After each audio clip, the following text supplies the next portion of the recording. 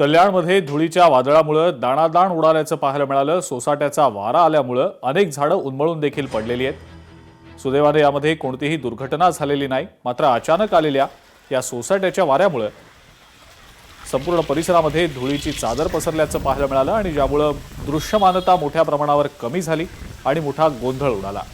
कल्याण पश्चिमेकडच्या Birla college परिसरात 2 ठिकाणी घरांवर झाड पडल्याची घटना घडलेली आहे। अग्निशमन दलानं घटनास्थळी धाव घेत मदत कार्य सुरू केल्याचं समजतंय। रामदासवाडी परिसरामध्ये हे आता तुम्ही बघू शकता, हे झाड पडलेलं आहे।